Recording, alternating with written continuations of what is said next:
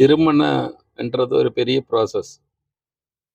பெண்ணு பார்க்கறதும், மாப்பிள்ளை பார்க்கறதும், நிச்சயம் பண்றதும், அப்புறம் நிச்சயம் பண்ணி திருமணத்துக்கு தேதி குறிக்கிறதும், மண்டபம் பிடிக்கிறதும், உறவினர்கள பத்திரிக்கை அடிச்சு கூப்பிடுறதும், தன்னுடைய பெண்ணு நல்ல இடத்துல போய் வாழணுன்ற தாய் தகப்பனுக்கு இருக்கிறதும், தாய் தகப்பனுக்கு ஆண பெற்றவங்களுக்கு நம்மளுக்கு நல்ல ஒரு மருமகள் வரணும் அப்படின்ற ஒரு ஆர்வத்தோட செய்யக்கூடிய ஒரு பெரிய ப்ராசஸ் தான் திருமணம்.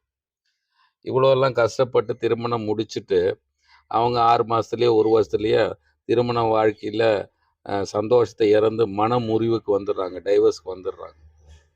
என்ன காரணம் கேட்டோம்னா, மாப்பிள்ளை சரியில்ல, பொண்ணு சரியில்ல, மருமகன் சரியில்ல, மருமக சரியில்ல, குடும்பம் சரியில்ல, நடவடிக்கை சரியில்ல அப்படின்னு முடிவுக்கு வந்துடுறாங்க.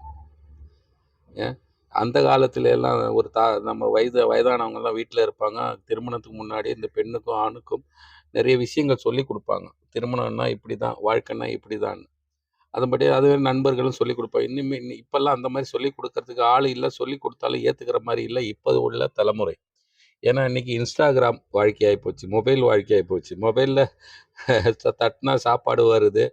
மொபைலே வழி. அன்னைக்கு இந்த ரூட் ஏன்னா அந்த இடத்துக்கு போறதுக்கு எப்படி நான் போனேன்னா, ஒரு ஆள் சொல்லுவாங்க. இன்னைக்கு இந்த மொபைலே சொல்லுது. நம்மளுக்கு வழிகாட்டுது. அதாவது மொபைல் அடிமையாயிட்டோம். மொபைல்ல இருக்கிற மொபைல்ல Instagramம பார்த்து அத மாரி வாழணுன்ற நிலைமைக்கு வந்துட்டோம். கல்யாணத்துக்கு முன்னாடி கனவு வாழ்க்கை.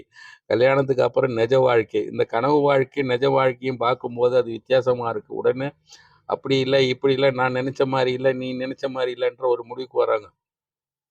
நமக்கு உடம்பு சரியில்லன்னா, நம்ம பாடிய டாக்டர்ட்ட போய் செக் பண்ணுவோம். ஒரு ஜெனரல் செக் பண்ணுவோம். கண்ணுக்கு, காதுக்கு, ஹார்ட்டுக்கு, கிட்னி எல்லாம் செக் பண்ணுவோம். இன்னும் உடலுக்காக. அதே மாரி வாழறதுக்காக, நீண்ட நாள் வாழறதுக்காக. அதே மாரி திருமண வாழ்க்கை, கணவன், மனைவி ஒண்ணா வாழறதுக்கு ஒரு சின்ன கவுன்சிலிங்.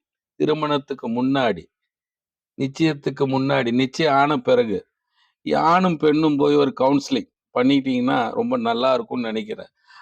க திருமணம் ஆயி, டைவர்ஸ் ஆயி, அதுக்கப்புறம் கவுன்சிலிங் போறத விட, திருமணத்துக்கு முன்னாடி ஒரு கவுன்சில் தன்னுடைய கனவ, நம்மளுடைய மனச டாக்டர்ட்ட சொல்லி, அது அவங்க அதுக்குண்டான அ அட்வைஸ், அறிவுரை, கவுன்சிலிங் குடுப்பாங்க. அதுக்கப்புறம் திருமணம் முடிச்சா நல்லாருக்கும்.